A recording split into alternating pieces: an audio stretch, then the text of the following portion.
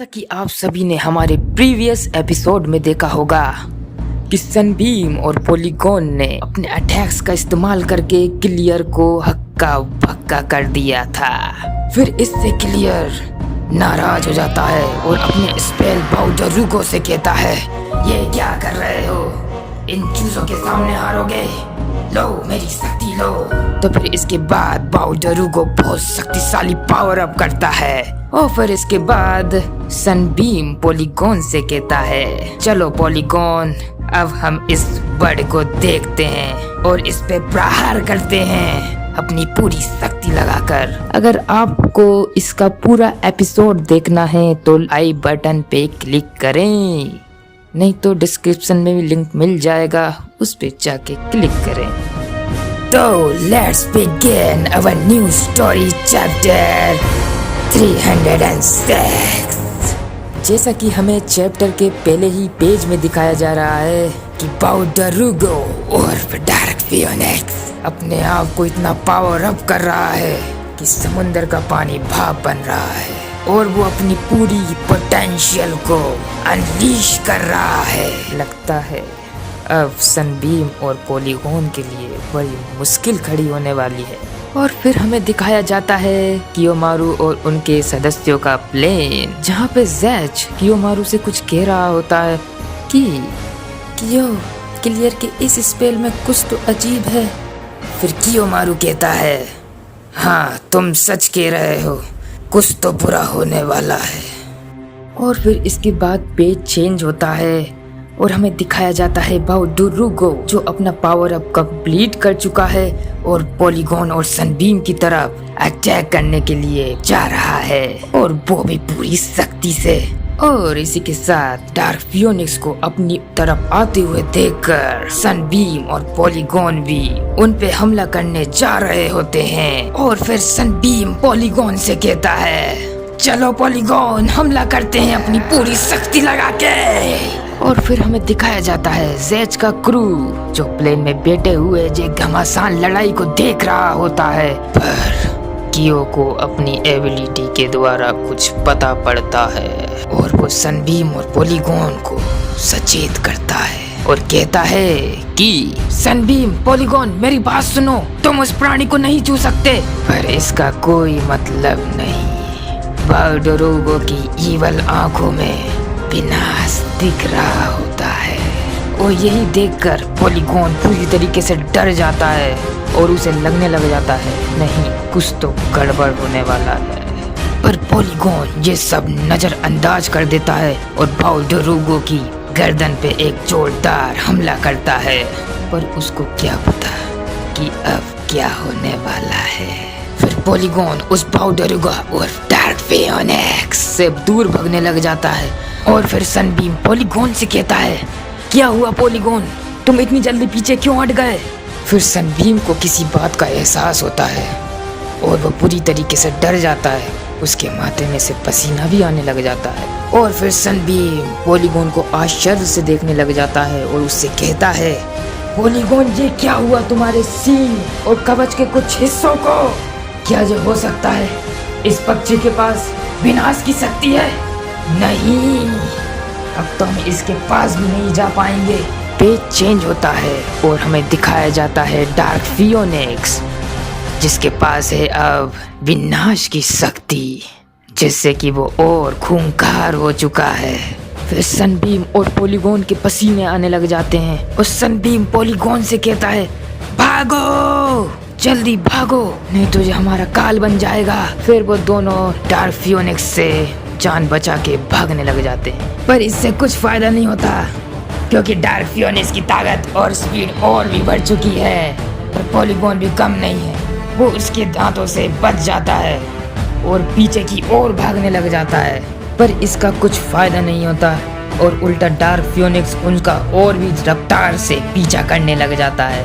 और फिर हमें दिखाए जाते हैं जैच और कियो और एक दूसरे से बात करते हुए कहते हैं कि हाँ अब सब सही है, उनको इस प्राणी से दूर ही रहना चाहिए। यदि वो इस प्राणी से दूर रहे तभी तक वो बच सकते हैं और वो प्राणी अपनी एनिलेशन पावर का भी इस्तेमाल नहीं कर पाएगा। फिर सनबीम कहता है, ओ अच्छा, लगता है मैं इस प्राणी के बारे में अब सब कुछ जान चुका हूँ।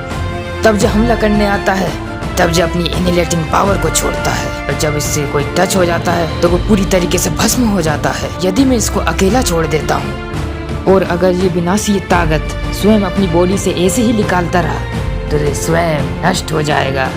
और फिर हमें दिखाया जाता है रॉकी माउंटेन्स का नजारा, जहाँ क्लियर कह रहा होता है बीनू से कुछ बातें। किसी ना किसी तरह मुझे ऐसा लग रहा है कि उन्होंने मेरे बाउडरोगो की स्पेशल क्वालिटी को पहचान लिया है। ये नहीं हो सकता, इसमें मेरा कोई घाटा नहीं, घाटा तो उनका ही है। बाउडरोगो, इन मूर्खों को बताओ कि तुम्हारी बॉडी एक वेपन की तरह भी इस्तेमाल की जा सकती है, क्योंकि तुम्हारे पास सिन की ताकत है।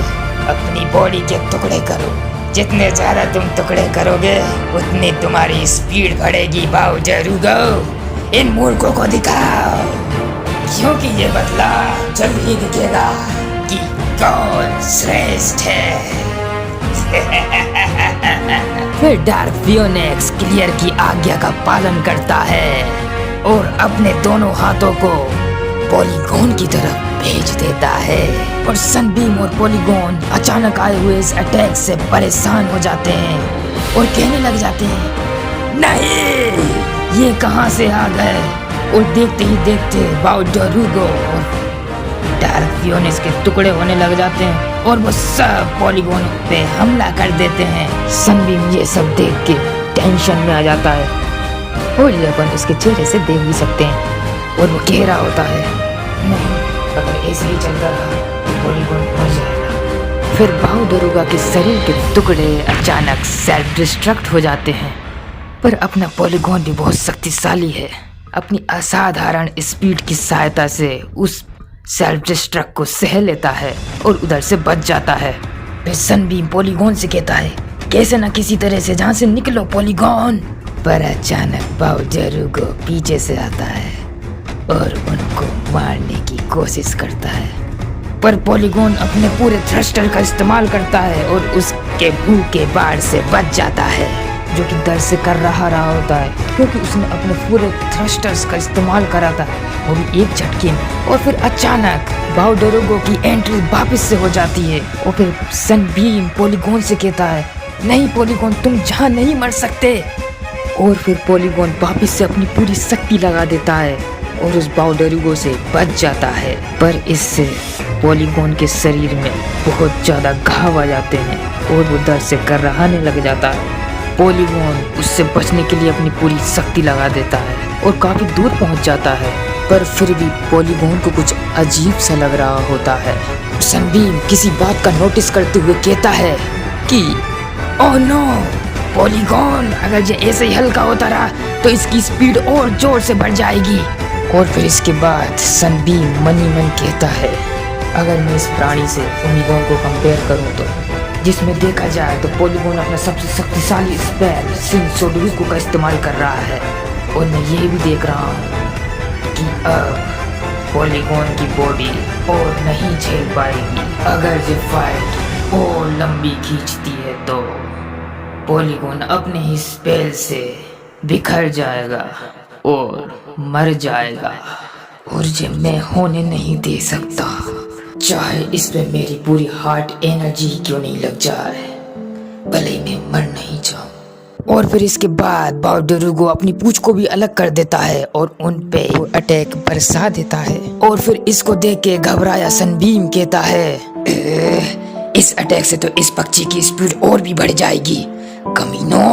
और फिर हमें दिखाया जाता है कि कैसे बाउडरोगो के पूंछ के हिस्से पीछा करने लग जाते हैं उन दोनों का। पर ये क्या, पॉलीगॉन की आंखों में तो आंख भड़क रही है, शायद वो ये चाहता है कि मैं ये लड़ाई नहीं हारूं। और फिर इसके बाद पेज चेंज होता है और फिर हमें दिखाया जाता है पॉलीगॉन की असाधारण स्पीड, जिससे उसके कई प्रतिबिंब बन जाते हैं और वो क्लियर के अटैक से बच जाता है। और ये सब देख के वो पक्षी आश्चर्यचकित हो जाता है, और फिर क्लियर भी कहता है, क्या इन मूर्खों के पास अभी भी ऐसी ताकत मौजूद है? इंटरेस्टिंग, अब थोड़ा खेल में मजा आ रहा है। और फिर हमें दिखाया जाता है पॉलीगॉन जो हारना बिल्कुल नहीं चाहता। फिर सनबीम पॉलीगॉन को मोटिवेट करते हुए कहता है, पॉलीगॉन, मैंने देखा है कि कैसे तुमने अफ्रीका की जंगलों में ट्रेनिंग करी थी स्ट्रॉन्ग बनने के लिए। दिन प्रतिदिन तुम अनेक जानवरों से ट्रेनिंग लेते थे और तुमने इस ट्रेनिंग से क्या पाया था पॉलीगॉन? जीने की शिक्षा, यही ना पॉलीगॉन? तो जीने के लिए तुम्हें क्या करने की जरूरत है? और पॉलीगॉन, तुम इन सब से कैसे बच सकते हो? यदि तुम जीवन से अभी हार मान जाओगे तो तुम्हें मरने से कोई नहीं बचा सकता, कोई भी नहीं। फिर सनबीम पॉलीगॉन से कहता है, पॉलीगॉन, अगर इस स्थिति में तुम्हारे अंदर जीने की इच्छा नहीं रही तो तुम स्वतः ही मर जाओगे। पॉलीगॉन, याद करो अपनी ट्रेनिंग के दिनों को कि कैसे तुम घर आते थे और तुम्हारी बॉडी बिल्कुल भी हिल नहीं पाती थी। तुम्हारी बॉडी में बहुत ज्यादा दर्द भी हो रहा होता था। अगर तुम जीवित रहोगे तभी तुम जीत पाओगे पॉलीगॉन। तब तक तुम्हारे पास जीने की इच्छा है, तब तक तुम्हारे खून की रगों में एड्रेनलिन का उत्सर्जन होता रहेगा, जिससे कि तुम अपनी बॉडी की स्पीड को भी सरपास कर दोगे। सनबीम का इतना सारा मोटिवेशन सुनकर पॉलीगॉन उत्साह से भर जाता है और दहाड़ने लग जाता है। बिल्कुल पॉलीगॉन, हार मत मानो, क्योंकि तुम्हें किसी की मदद करनी है। तुम नहीं मर सकते ऐसी कोई जगह में, तुम नहीं मर सकते ऐसी कोई जगह में, नहीं मर सकते। फिर पॉलीगॉन अपनी असाधारण स्पीड से बाउडरूगो से आगे निकल जाता है और उससे बच जाता है। पर रुको, बाउडरूगो अपने शरीर को संपूर्ण तरीके से विभाजित कर लेता है, जिससे कि बाउडरूगो की स्पीड और तेजी से बढ़ सके। फिर इसके बाद पेज चेंज होता है और हमें दिखाया जाता है रॉकी माउंटेन्स, जहां क्लियर अपने बाउडरूगो को ऑर्डर देते हुए कहता है, क्या उन्होंने मेरे स्पेल को अचंभित कर दिया? बाउडरूगो, सबक सिखाओ। अपनी आखिरी सांसें गिन लो तुम दोनों, क्योंकि मेरा स्पेल सिंकुरिया तुम्हारा काल बन के आ रहा है। अब हमें दिखाया जाता है बाउडरूगो का सिर, जो अब 2 भागों में विभाजित हो चुका है और अब सनबीम और पॉलीगॉन के बचने के चांसेस ही नहीं हैं। अब वो धीरे धीरे बाउडरूगो के दोनों जबड़े बंद होते जा रहे हैं और हमें दिखाया जाता है कि अब सनबीम और पॉलीगॉन के पास कोई रास्ता नहीं बचा। अब वो मरने वाले हैं, क्योंकि बाउडरूगो का पड़ला ज्यादा भारी हो गया था। फिर सनबीम कहता है, ये प्राणी का सर हमारे ऊपर है। उस कमीने क्लियर ने कैसा अटैक बनाया है जिससे हम कभी बाहर निकल ही नहीं सकते। फिर सनबीम कहता है, पॉलीगॉन। फिर पॉलीगॉन भी कहता है, इसी के साथ ये चैप्टर होता है समाप्त। अगर आपको हमारा ये चैप्टर पसंद आया हो तो लाइक, शेयर और सब्सक्राइब जरूर कीजिएगा। प्रिय व्यूअर्स, हम आपसे एक सवाल पूछना चाहते हैं, क्या आप ज़ेज़बेल के अलावा डॉक्टर स्टोन को भी उतना ही पसंद करेंगे? अगर हम उसके एपिसोड्स रिव्यू करें तो आपका क्या विचार है, कमेंट्स में लिखिए। अगर हमसे कोई गलती हो गई हो तो प्लीज बच्चा समझ के माफ कर दीजिएगा। इसी के साथ आप सभी का बहुत बहुत शुक्रिया ये एपिसोड देखने के लिए। आगे बने रहिए। बाय।